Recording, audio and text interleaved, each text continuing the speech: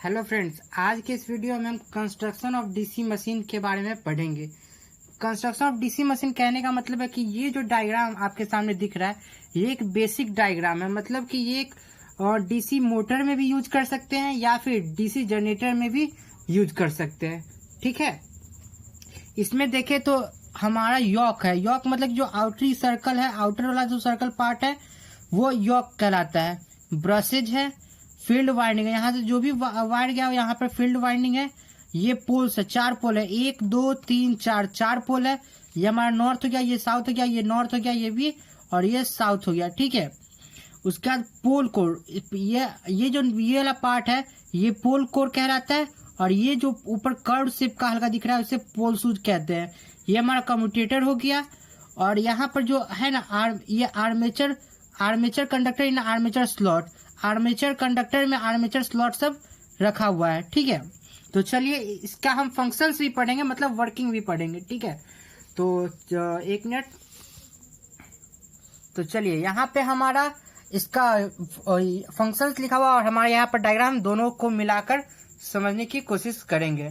ठीक है, तो चलिए यॉक का फंक्शन क्या होता है। यॉक फ्रेम ऑफ मशीन, मतलब कि किसी भी चीज का, मतलब कोई भी बॉडी पार्ट अगर मान लीजिए हमारे स्किन लेंगे तो स्किन हमारा क्या करता है, वाटर को प्रोटेक्ट करता है अंदर जाने से प्रोटेक्ट। उसी तरीके से यॉक जो होता है बाहर से कोई एयर वाटर या फिर अंदर वाले मशीन को इफेक्ट न करे, ये बाहर में एक एज अ बॉडीगार्ड का काम करता है। Mechanical support to the field pole, field pole है जो फील्ड है, पोल सब है, उसको एक मैकेनिकली सपोर्ट करता है। तीसरा to form a magnetic circuit, एक मैग्नेटिक सर्किट भी देने का काम करता है जिसके कारण लो रिलक्टेंस पाथ फ्लो हो सके। ठीक है, लो रिलक्टेंस पाथ उसको मिल सके जो कि मैग्नेटिक फ्लक्स आसानी से फ्लो कर सके। अब चॉइस ऑफ मटेरियल, इसमें कौन कौन सा मटेरियल यूज हो सकता है।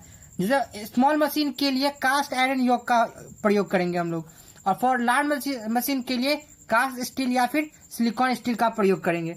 अब स्मॉल मशीन में आयरन का क्यों, क्योंकि स्मॉल मशीन में होता है कि छोटा छोटा पार्ट सब होता है, वेट थोड़ा ज्यादा होगा तो उसमें कोई कंसिडरेशन नहीं है, चल जाएगा। लेकिन लार्ज मशीन में क्या होता है कि पार्ट्स बहुत वेटेड हो जाता है, तो इससे हम लोग का क्या होगा, पार्ट कम हो जाएगा, पार्ट का जो वेट होगा वो कम हो जाएगा। कम होने का आसानी से हम इसको ट्रेवल कर सकते हैं। कहीं पर भी जब इंस्टॉलेशन होता है इस मशीन का, तो वहां पर ये जो योक होता है, 2 पार्ट्स, मतलब कि आधा का पार्ट और आधा पार्ट, 2 अलग अलग कर्व्ड में मशीन का योक लाया जाता है। उसके बाद उसको नट बोल्ट टाइट करके फिर एक बनाया जाता है। ठीक है, तो ये हम लोग को कंसिडर करना है कि उसका वेट कम हो, इसीलिए हम लोग कास्ट स्टील का प्रयोग करते हैं। दूसरा नंबर हमारा पार्ट आता है पोल। पोल का फंक्शन क्या है, मतलब 4 पोल है, 1 2 3 4, 4 पोल है।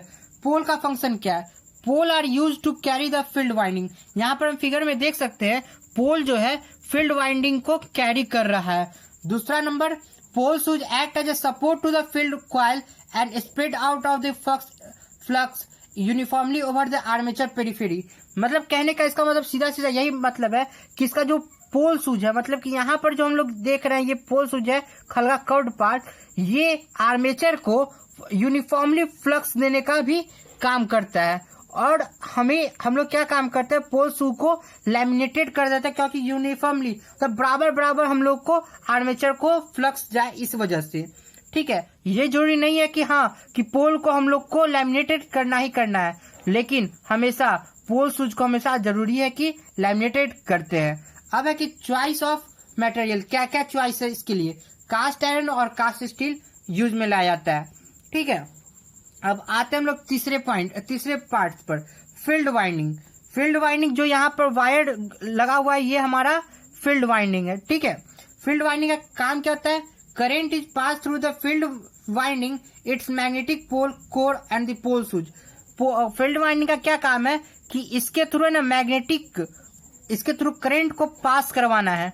ठीक है, इसके थ्रू करंट को पास करवाना है, ताकि जब करंट पास होगा तो फील्ड फ्लक्स प्रोड्यूस होगा, फ्लक्स होगा तो फिर हमारा उसके बाद ही कुछ प्रोसेस हो पाएगा। ठीक है, अब इसमें भी दो चीज देखा जाता है। अगर हम सीरीज वाइंडिंग का यूज करते हैं, उसका जो क्रॉस सेक्शन होगा उसका लार्ज होगा, और शंट रेजिस्टेंस का शंट अगर वाइंडिंग का प्रयोग करेंगे ये शंट में अगर अटैच रहेगा तो उस वक्त हम लोग लेस क्रॉस सेक्शन का एरिया का प्रयोग करेंगे। ठीक है, अभी ये किस मटेरियल से बना हुआ होता है, तो हम लोग का मटेरियल क्या है, हम लोग का मटेरियल है अल्युमिनियम और कॉपर।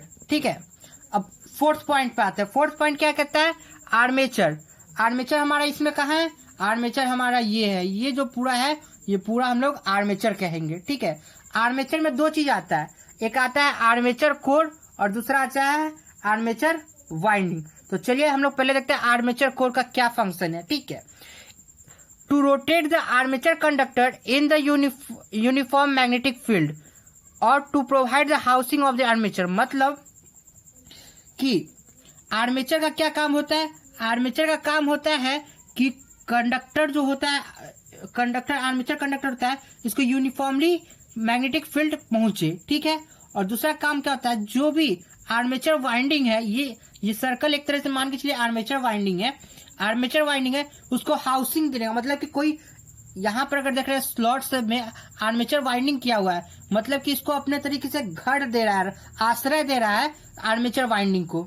ठीक है, अब दूसरा आता है कि आर्मेचर वाइंडिंग का क्या और इसका कास्ट मतलब क्या चीज से बना हुआ है, तो इसका सिलिकॉन स्टील स्टैंपनिंग किया जाता है हम लोग को। ठीक है, अब आते हैं आर्मेचर वाइंडिंग। आर्मेचर वाइंडिंग का क्या फंक्शन है, आर्मेचर वाइंडिंग का क्या फंक्शन है, आर्मेचर वाइंडिंग का फंक्शन है when it rotate by the prime mover. ये हम लोग जानते हैं कि जो आर्मेचर वाइंडिंग है वो एक शाफ्ट से जुड़ा हुआ रहता है। ठीक है, तो जब भी ये रोटेट करेगा तो ये मैग्नेटिक फ्लक्स को कट करेगा, मैग्नेटिक फ्लक्स ऑफ लाइन को कट करेगा, जिसके कारण हम लोग का वोल्टेज इंड्यूस हो जाएगा। ठीक है, यही हम लोग का काम है आर्मेचर वाइंडिंग का। इसका क्या कौन से मटेरियल से बनता है, ये कॉपर से बनता है। ठीक है, अब आते हैं हम लोग पॉइंट नंबर 5। पॉइंट नंबर 5 में क्या कहता है, कम्यूटेटर। कम्यूटेटर कैसा होता है, कम्यूटेटर एक सिलिंड्रिकल ड्रम के शेप में होता है। इसका फंक्शन क्या होता है, इसका फंक्शन कम्यूटेटर हम लोग अगर फिगर में देखना चाहें तो ये जो सर्कल पार्ट है, ये सर्कल पार्ट हमारा कम्यूटेटर है। ठीक है, तो कम्यूटेटर का फंक्शन क्या है, to collect the current from the armature winding. Armature winding, ये जो आर्मेचर वाइंडिंग है यहाँ से ये कलेक्ट करने का मतलब कि काम करता है। ठीक है, करंट को to convert the internally developed AC EMF into DC EMF। जो भी EMF प्रोड्यूस होता है वो पहले AC में रहता है, तो उसको पहले हम लोग DC मशीन पर है तो हम लोग को DC में चाहिए, तो हम लोग AC करंट को हम लोग DC करंट AC EMF को हम लोग DC EMF में चेंज करने का काम ये हमारा कम्यूटेटर करता है। ठीक है, तीसरा पॉइंट है to produce unidirectional torque in a case of motor. अगर मोटर का जब भी हम मोटर का अगर इंस्टॉलेशन करते हैं कहीं पर भी, तो वहां पर क्या होता है कि हम लोग यूनिडायरेक्शनल टॉर्क कम्यूटेटर हम लोग को देता है एक ही डायरेक्शन में। इसका मटेरियल यूज कौन कौन सा है, मटेरियल कौन कौन सा यूज होगा, तो मटेरियल हम लोग का यूज होगा हार्ड ड्रॉन कॉपर होगा या और इंसुलेटिंग मटेरियल। मतलब कि जो हम लोग का कम्यूटेटर होता है उसको इंसुलेटिंग भी करने का जरूरत पड़ता है, तो हम लोग माइका से इंसुलेट करते हैं। ठीक है, अब आते हैं लास्ट पॉइंट हमारा है ब्रशेज। ठीक है, ब्रशेज तो हम लोग फिगर में देखना चाहेंगे, अगर ब्रशेज कहाँ पे है तो हम लोग फिगर में देख सकते हैं, यहाँ पर जो ये लगा हुआ है ये हमारा ब्रशेज है। ठीक है, तो ब्रशेज का फंक्शन क्या है, to get the current from the commutator and support it to the external load. मतलब कि जो एक्सटर्नल जो हम लोग का लोड लगा हुआ है वहाँ ये क्या काम करता है कि कम्यूटेटर से हम लोग का करंट ले लेता है और एक्सटर्नल लोड जो जुड़ा हुआ है वहां पर जाके करंट देता है, जो कि हम लोग को चाहिए, हम लोग करंट चाहिए।